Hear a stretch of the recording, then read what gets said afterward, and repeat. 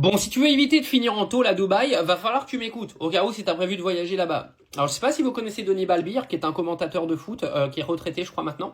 Bah, il y a son beau-fils qui s'est fait arrêter à Dubaï, parce qu'en fait, il s'est trompé de toilette.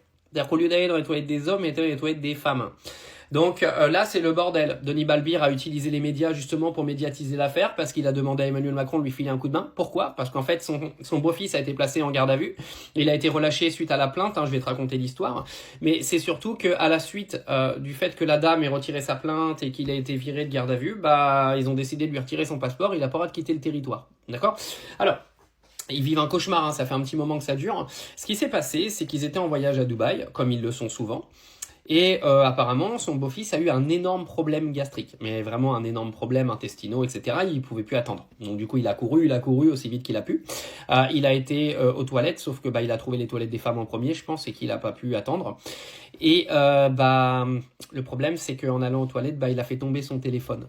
Son téléphone, il est tombé. Et puis bah en gros, il est passé, vous savez, je pense, entre les deux toilettes, et il y avait une femme dans les toilettes d'à côté.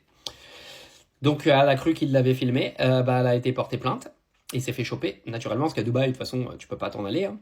Et bah à la suite de la plainte il a été arrêté, donc il a expliqué que voilà.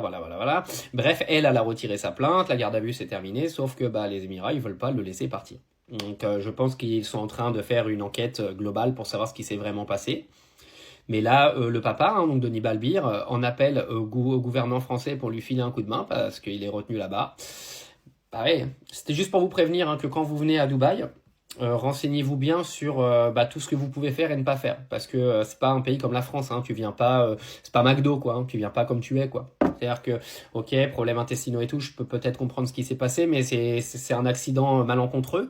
Mais juste, si tu viens à Dubaï et que tu penses pouvoir enfreindre les règles, même si t'en fais pas exprès, bah évite de pas en faire exprès. Oui, le fais pas, parce que bah ça rigole pas là-bas. C'est pas la France quoi. Hein. C'est pas le Far West. Mais je préfère vous prévenir, hein, parce que, par exemple, je vais vous donner deux cas bien précis. Il y en a un, là, un influenceur, je me rappelle plus de son nom, qui a été arrêté pour possession de drogue dans sa maison. Bah, il a été arrêté depuis le mois d'octobre. On n'a plus de nouvelles. On ne sait pas où il est. Parce que en fait, bah, à Dubaï, t'es pas obligé d'aller donner les comptes rendus de la justice, etc. Donc voilà. Et puis il y en a eu. Vous vous rappeliez des deux Anglaises là qui se sont foutues ouvertement de la femme qui était en burqa en train de manger au restaurant derrière? Bah pareil, il n'y a pas de nouvelles. On ne sait pas où, si elles ont été arrêtées. Je pense que c'est plutôt probable. On ne sait pas comment elles ont été jugées. Je pense qu'il y a de fortes probabilités qu'elles aient pris cher. Mais pareil, il n'y a pas de nouvelles.